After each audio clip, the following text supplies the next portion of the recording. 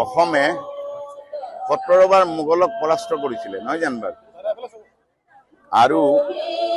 ব্ৰিটিছেও তিষ্ঠিব নোৱাৰিছিলে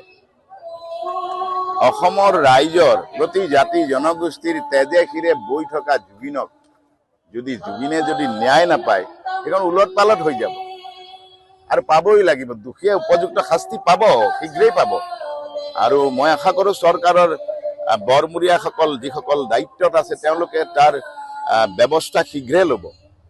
কাৰণ খাণ্ডৱ দাহন নোহোৱাৰ আগতেই ব্যৱস্থা কৰিবই তেওঁলোকেও গম পাইছে সাধাৰণ জনতাই যেতিয়া গম পাইছে আৰু ভিজুৱেল বিলাকে কৈ আছে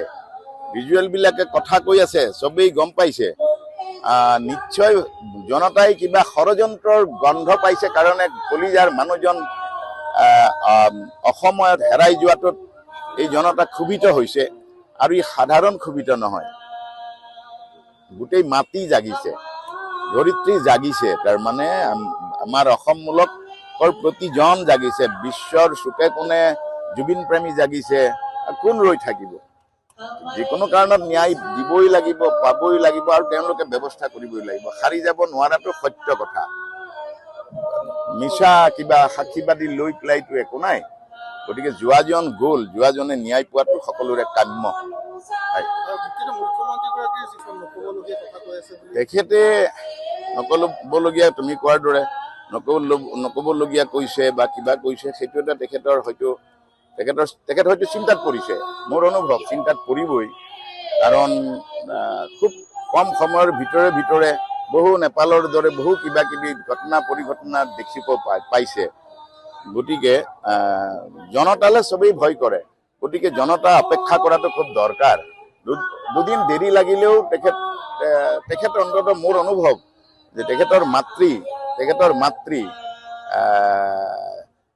মুখ্যমন্ত্ৰীৰ মাতৃ সঁচাকৈ বৰ সৰহপৰি আৰু খুব শ্ৰদ্ধাশীল আৰু ন্যায়িক গতিকে মাকৰ সন্তান গতিকে তেখেতে অসমৰ দায়িত্ব লৈছে অসমৰ একেবাৰে কলিজাৰ বাখৰুৱা জুবিন গাৰ্গৰ দৰে ব্যক্তিজনৰ এই খুব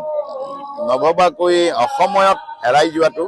তেখেতৰো এটা যন্ত্ৰণা আছে বুকুত মই ভাবো তেখেতে বিবেচনা মানে যিটো এতিয়া কোৰ্টৰ বা আইন আদালতৰ প্ৰচেষ্টাবিলাক অকণমান দীঘলীয়া যেতিয়া হয় আমিও বুজিব লাগিব ৰাইজেও ধৈৰ্য ধৰিব লাগিব ৰাইজে শান্তিৰে কাৰণ জুবিনে অশান্তি বিচৰা নাছিল গতিকে তেওঁৰ ন্যায়িক গোটেই কথাখিনি তেওঁ ন্যায় প্ৰাপ্তিটো শান্তিৰেই হ'ব লাগিব আমি ৰাইজেও ধৈৰ্য ধৰিব লাগিব ন্যায় প্ৰাপ্তি কিন্তু শান্তিৰে আহিব লাগিব আৰু পাব জনতাই একেটাই কৰিলেহেঁতেন আৰু জনতাই ন্যায় পাবই তেজে তেজে শিৰে শিৰে বৈ থকা বিয়পি থকা সুৰ হৈ বৈ থকা সংস্কৃতিৰ সাধকসকলে ABCD যিয়ে নহওক সবেই পাব ন্যায় দিবই লাগিব এইটো সৰু কথা নহয় সৰু কথা নহয় এটা ডাঙৰ ঘটনা গতিকে ডাঙৰ ঘটনা এইটোতো খুব শিহৰিত এইটো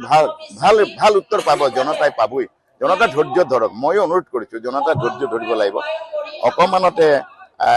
একেবাৰে উত্ৰাউল হলে অশান্তি বাঢ়িব গতিকে মানে আনকন্ট্ৰল